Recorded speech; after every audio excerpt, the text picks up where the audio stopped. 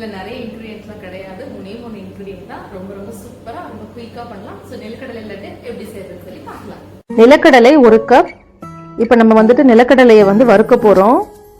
அடுப்புல கடாயை வச்சுக்கலாம். ஸ்டவ் வந்துட்டு லோ ஃப்ளேம்ல வச்சுக்கோங்க. கடலையை சேர்த்துக்கலாம்.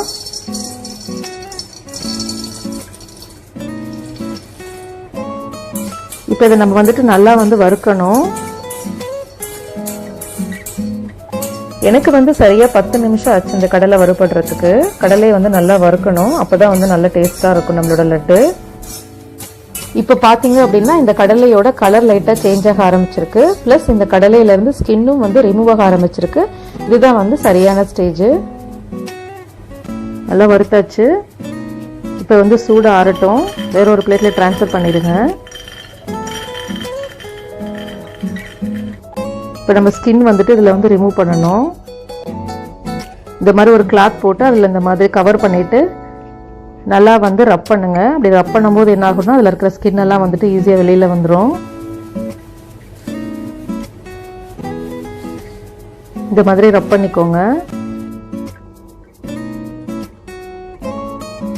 இந்த மாதிரி ஸ்கின் இல்லாமல் நம்ம கடலையை எடுத்து வச்சாச்சு.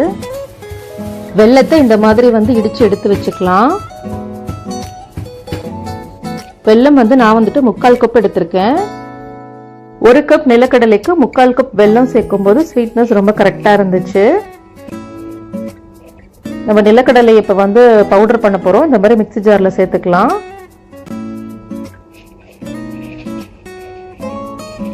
பவுடர் பண்ணியாச்சு. இப்ப நம்ம வெல்லத்தை அதோட சேர்க்க போறோம். பவுடர் பண்ணிக்கலாம். இந்த மாதிரி ஒரு ஸ்பூன் வச்சு ஓரத்தில் இருக்கிறதுல நல்லா கலந்து விடுங்க. மறுபடியும் கிரைண்ட் பண்ணிக்கலாம். இப்போ வந்து 1/4 டீஸ்பூன் ஏலக்காய் தூள் சேர்த்துக்கலாம்.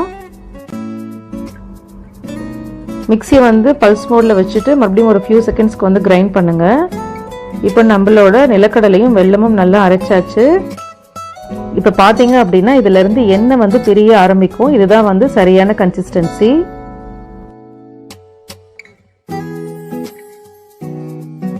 இப்போ நம்ம சின்ன சின்ன பால்ஸா உருண்டை பிடிச்சுக்கலாம். ஸோ இந்த லட்டு வந்து ரொம்ப ரொம்ப டேஸ்டா இருக்குங்க. செய்யறதும் பாத்தீங்க ரொம்ப ரொம்ப ஈஸி தான். மொத்தமே 3 இன்கிரிடியன்ட் தான். ஸோ கண்டிப்பா வந்து நீங்களும் இந்த லட்டை வந்து வீட்டுல செஞ்சு பாருங்க.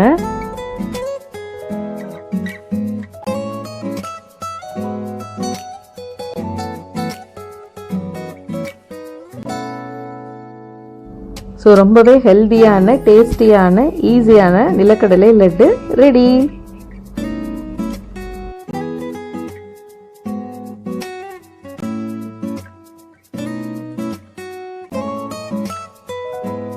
இந்த லட்டு வந்து ரொம்ப ரொம்ப சாஃப்டா இருக்கும். ஸோ கண்டிப்பா நீங்களும் வீட்டில் ட்ரை பண்ணி பாருங்க.